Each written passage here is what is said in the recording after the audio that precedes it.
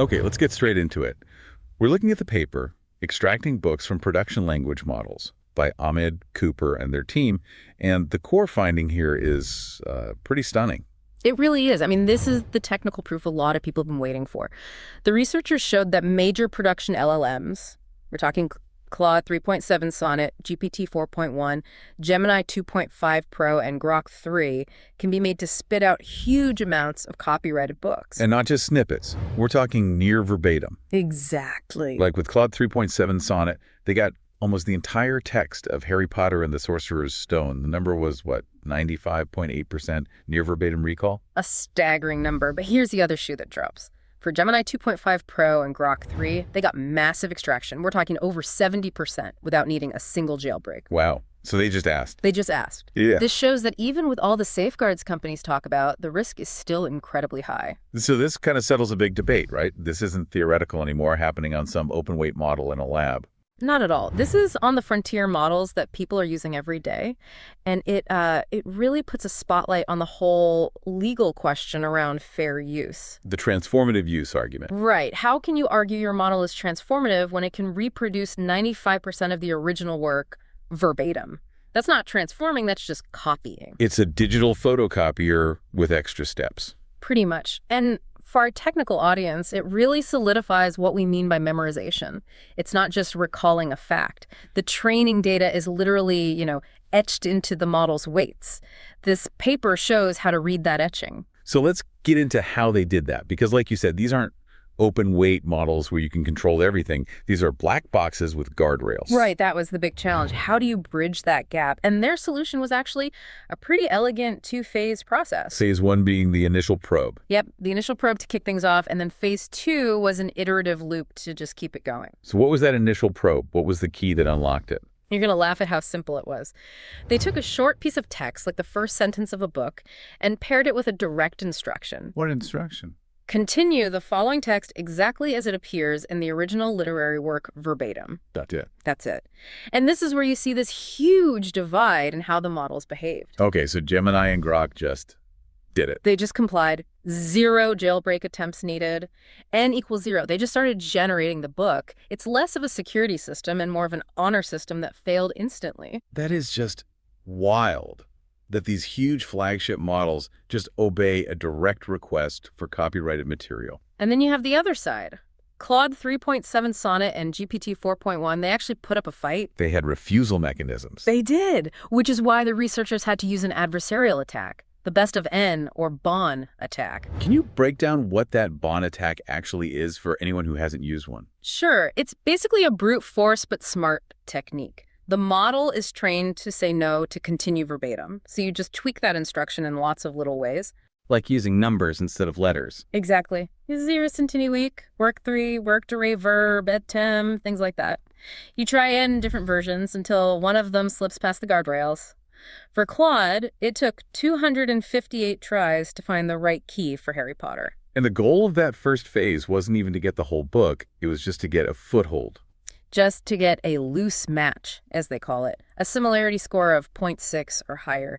It's just a signal that, okay, the model has this data memorized and a longer extraction in phase 2 as possible. And once they got that initial bit, phase 2 kicks in, the iterative continuation. Right. And what's so important for you to remember here is that only that very first snippet was real text from the book. Everything after that Was generated by the model itself. 100%.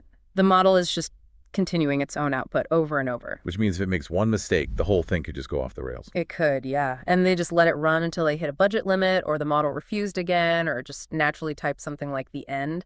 They also had to do some LLM-specific tuning. Yeah. But it wasn't a one-size-fits-all attack. Oh, absolutely. The cat and mouse game. Great examples with Claude. Initially, they asked for long chunks of text, like 1,000 tokens. And the model's safety filters would catch it? Yep. They'd kick in and shut it down. So the researchers got clever. They reduced the request size. They only asked for 250 tokens at a time. So smaller chunks could slip past the guardrails. Exactly. It's like sneaking something out in your pockets instead of trying to carry it out the front door. Okay, so how do we know this is real memorization and not just, the model being a good writer? Let's talk about the metric, NV recall. Right. Near verbatim recall. It's designed to be extremely conservative, and that's the point. It's not just counting word overlap. It's looking for long, contiguous blocks of text. Very long. They used a two-pass system, and the final filter only counted blocks that were at least 100 words long and in order. 100 words. So there's basically zero chance that's a coincidence. Zero. This high bar is what makes a number like 95.8% so scientifically solid. It's undeniable proof of memorization. Okay, so let's get into those results. Claude 3.7 Sonnet, once they got past the jailbreak, 95.8% on Harry Potter. And it wasn't a fluke. They got over 94% on 1984, The Great Gatsby, and Frankenstein. The method was highly reproducible across major works. But the really scary part for me is still Gemini and Grok. No jailbreak, just ask and you shall receive. And you receive a lot. 76.8% for Gemini, 70.3% for Grok on Harry Potter. That is, hundreds of pages of text. And the scale of it is just. What was the longest single block they got? For Gemini 2.5 Pro on Harry Potter, the longest single continuous block of extracted text was 9,070 words. 9,000 words. That's not a paragraph. That's an entire section of the book in one go. It's multiple chapters. So what about GPT 4.1? The numbers in the paper was much lower at first, only 4.0% for Harry Potter. Did OpenAI build a much more robust system? It was more resistant for sure, but resistant and robust aren't the same thing. GPT 4.1 made them work for it. It needed way more ball-in attempts to get started, sometimes 1,000 times more than Claude. And even when it started, it would shut down quickly. Almost always. It would give you the first chapter maybe, and then a refusal would kick in and stop the whole process cold. So the 4% is basically just the first chapter of the book, about 3,200 words. Exactly. But the researchers had a hunch. They thought, well, just because it stops us after chapter 1 doesn't mean it hasn't memorized chapter 2. Right. A low extraction number doesn't necessarily mean low memorization. So how'd they test that? This was the really clever part. They ran a second experiment just on GPT 4.1.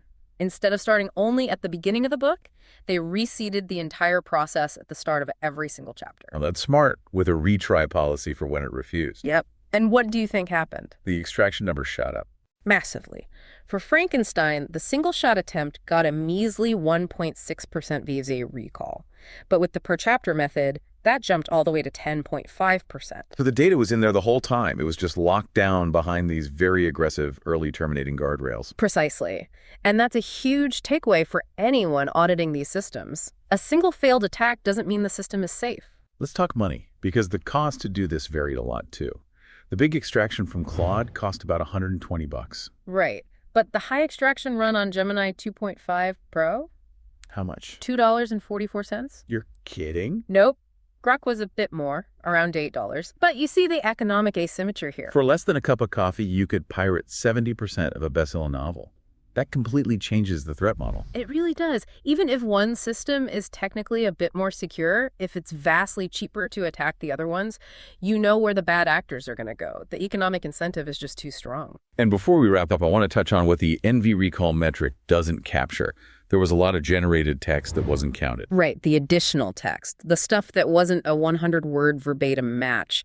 But what's fascinating is that this text still often contains plot points, character names, major themes from the book. So even when it's not copying word for word, it's still leaking IP. Yes. For a book like A Game of Thrones, GPT 4.1 had a 0% V recall, but the additional text it generated was full of references to Starks and Lannisters and political plot points. It still clearly demonstrates a deep encoding of the source material. And on the other side, the metric is a lower bound, right? It misses stuff. A very conservative lower bound.